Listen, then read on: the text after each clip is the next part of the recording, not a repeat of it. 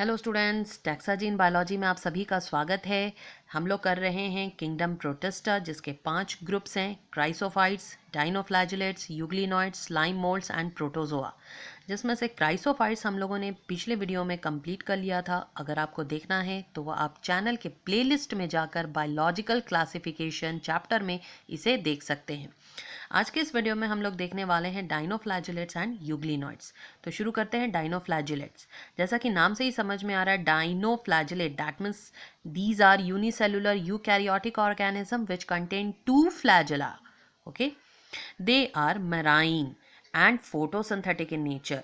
Dinoflagellates basically marine water में पाए जाते हैं और ये प्लैंक्टन्स होते हैं. They are float on the surface of the water and photosynthetic in nature. They can perform photosynthesis as well. They are various in color. They may be yellow, green, brown, blue or red in color.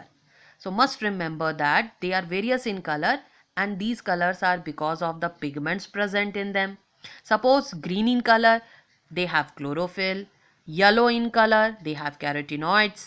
Brown in color, they have xanthophyll and so on.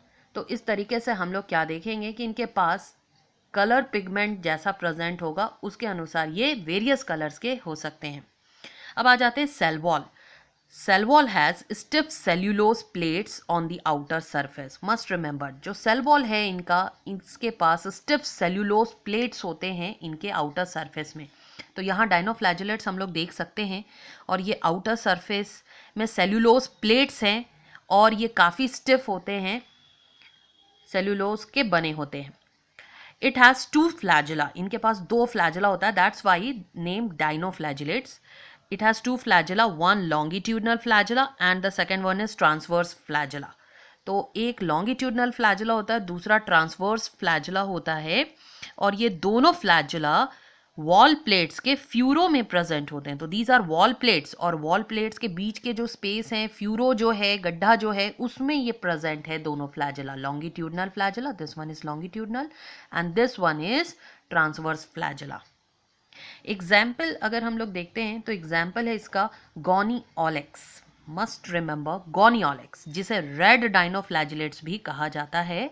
And this Gonyaulax undergoes rapid multiplication and makes the sea appear red, also known as red tides. गोनिओलेक्स, जिसे red dinoflagellates भी कहा जाता है, बहुत तेजी से multiply करता है और अपना नंबर बढ़ा लेता है और पूरे सी को रेड कलर कर देता है, जिसे रेड टाइड्स भी कहा जाता है.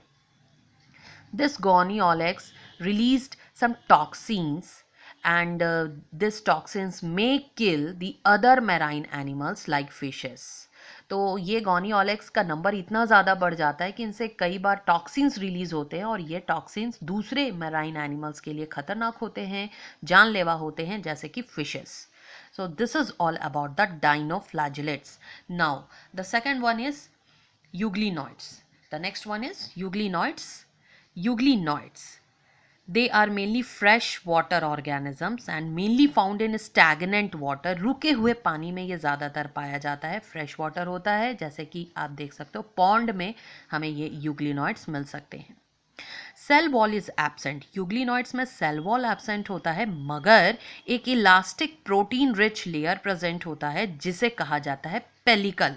सो must remember, cell wall is absent but have elastic protein rich layer, and this protein rich layer is known as pellicle. तो इसे कहा जाता है pellicle, which makes the body flexible. तो इसके चारों ओर एक प्रोटीन रिच लेयर होता है और ये प्रोटीन रिच लेयर को ही पेलिकल कहा जाता है, जो पूरे यूग्लिनॉइड को फ्लेक्सिबिलिटी देता है. They also have 2 flagella.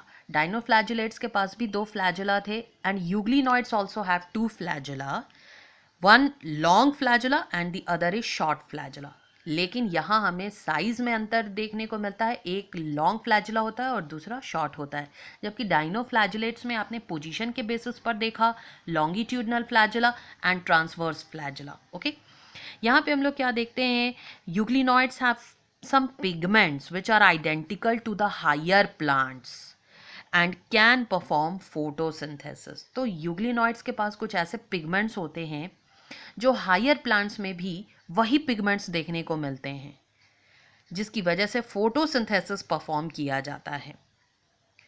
That's why इन्हीं पिगमेंट्स को देखते हुए कुछ साइंटिस्ट ने यूग्लिनॉइड्स को प्लांट किंगडम में भी रख दिया था. But these are unicellular and do not contain cell wall, so that's why they are put into the separate kingdom, that is Protista.